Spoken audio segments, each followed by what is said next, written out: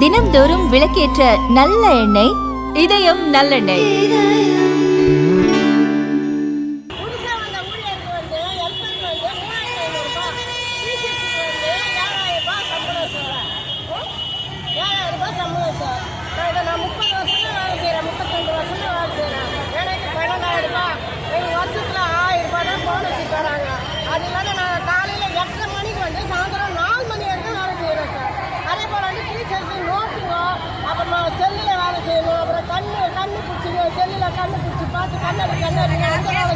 அரசாங்கத்துக்கு என்ன கோரிக்கை வைக்கிறீங்க?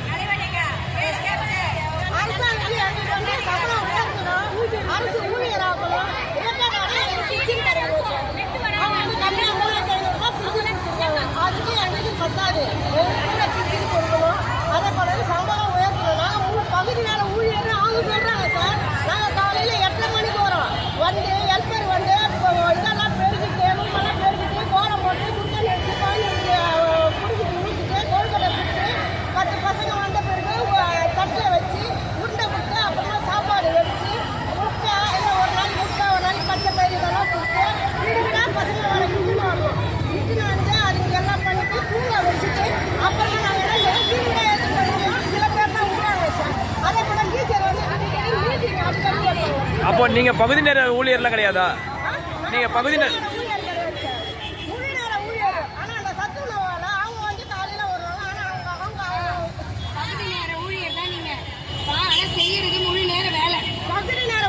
சொல்றாங்க சார். ஆனால் செய்யறது வந்து முழு நேர ஊழியர் தான். காலைல நாங்கள் 8 மணிக்கு வரோம், 4 மணிக்கு 4 மணிக்கு போகிறோம்.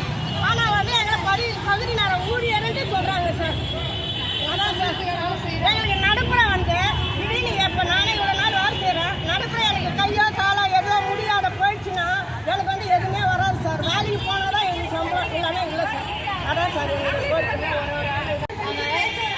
அங்கன்வாடி மைய சங்கத்திலேருந்து வரேன்ப்பா. ஐசிடிஎஸ் அங்கன்வாடி உதவியாளர் மற்றும் சங்கத்திலேருந்து வரோம். நாங்கள் வந்து இங்கே வந்து 30, 35, 40 வருஷம் கிட்ட வேலை செய்கிறோம்.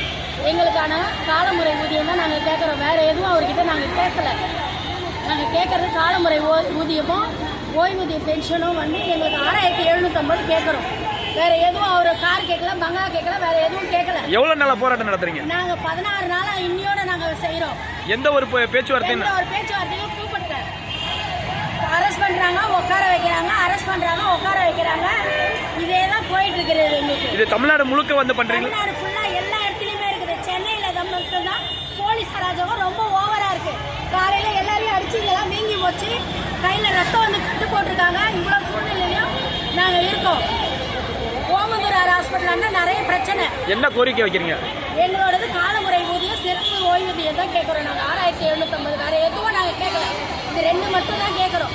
10 வருஷம் முடிஞ்சவங்களுக்கு ப்ரமோஷன் கேட்குறோம், அதுவும் ஒத்துக்க மாட்டேன்றாங்க.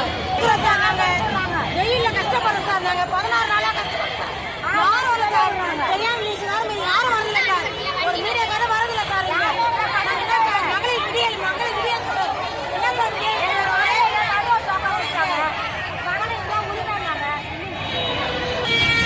எத்தனை நாளாக போராட்டம் பண்ணுறீங்க?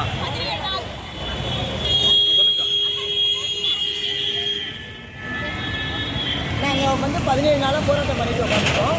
இவர் பார்த்தீங்கன்னா பொய்யான வாக்குறுதி கொடுத்தாரு. இப்போ எங்களுக்கே வந்து இந்த மக்கள் பெண்கள் நாங்கள் எங்களுக்கே பொய்யான வாக்குறுதி கொடுத்துருக்காரு. இவங்க தமிழ்நாட்டில் அப்போ மிச்ச வாக்குறுதிலாம் எப்படி உண்மையாக இருக்கும் நாங்கள் நம்புறது?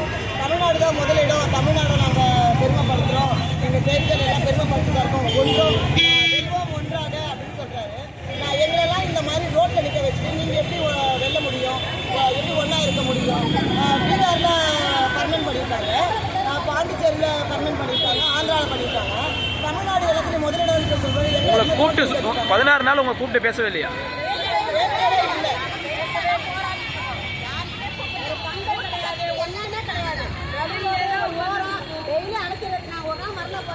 இந்த ரோட்டில் கொண்டு போகிறோம்னா மறுநாள் ரயில்வே ஸ்டேஷன் அப்படியே தூக்கி உட்கார வச்சு எங்கள் மண்டபத்தில் அடைச்சி வச்சுட்டாங்க.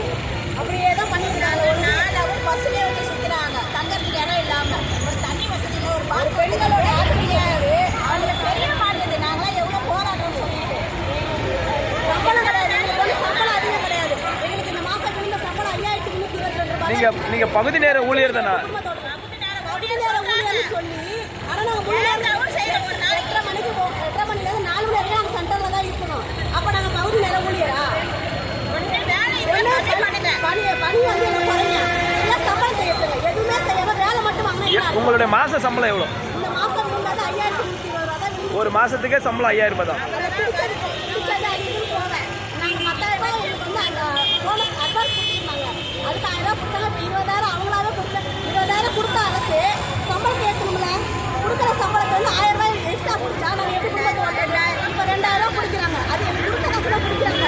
என்ன 2000 ரூபாய் பிடிச்சா நாங்கள் எப்படி குடும்பத்தை ஓட்ட முடியும்? 5,300 ரூபாய் வச்சு ஒரு குடும்பத்தை ஒரு அந்த முதலமைச்சர் வீட்டில் இருக்கிற ஒரு வேலை செய்கிறவங்க கூட அவங்களால குடும்பத்தை நடத்த முடியுமான்னு முதல்ல சொல்லுங்க.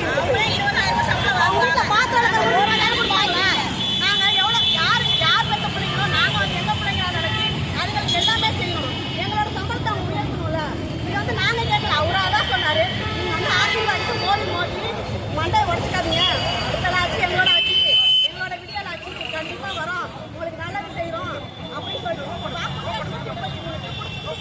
கொடுத்தாரு. அதை எதுவுமே நிறைவேற்றல. நாங்கள் இன்னைக்கு நிறைவேற்றுவாரு, நாளைக்கு வெயிட் பண்ணோம், நடக்கல. அதனால தான் இந்த தர்ணம். உங்க பேர் நீங்க எந்த மாவட்டங்க? சென்னை மாவட்டம் தான். நாங்கள் எதிர்த்துருக்கோம். மகளிர் காசு 1000 ரூபாய் வருது. அது கூட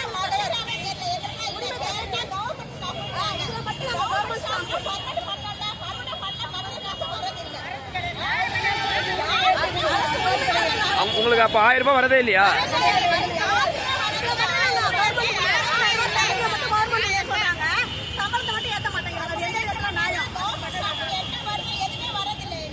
எந்த உரிமை எந்த சலுகைகள் கிடையாது. கேட்டா நீங்க கவர்மெண்ட் ஊழியர், அப்ப சம்பளத்தையாவது கொடுங்க. நாங்க எதுவும் எதிர்பார்க்கல. ஒரு சம்பளம் கொடுத்து 10 வேலை வாங்குறேன். டீச்சருக்குலாம் பாவம் கவர்மெண்ட் ஒர்க்கர்னு சொல்லிட்டு அவங்க எங்களுக்கு கொடுக்கறது 13,000 ரூபாய் 13 வருஷத்துக்கு வாங்குறோம். ஆனா கவர்மெண்ட்ல கிடைக்கிற லீவுங்க தவிர அது எதுவுமே வரல, எதுவுமே இல்லை. இப்போ 5,000 ரூபாய் போடுறாங்க, அதுவும் இல்லை. ஒரு தாலி கல்யாணத்துக்கு தாலி கொடுக்கறதும் இல்லை. எல்லாமே வந்து 18,000 ரூபாய் தான் ஒருத்தருக்கு கவர்மெண்ட்டை போன உடனே வருமானம். அந்த வருமானம் இருந்தாலும் கவர்மெண்ட்ல சேரும். ஆனா 4,000 ரூபாய் சம்பளத்துல வந்து 13 வருஷமா 13,000 ரூபாய் வாங்குற டீச்சருங்க நாங்க. எங்களுக்கு கவர்மெண்ட் சலுகைகள் எதுவுமே இல்லை. நீங்க கவர்மெண்ட் எல்லாத்தையும் புறக்கணிக்கிறாங்க. ஐயா ஒரு நாள் எப்படியாவது 313 வாக்குப்படி எங்களுக்கு நல்லது செய்ய வேண்டும்.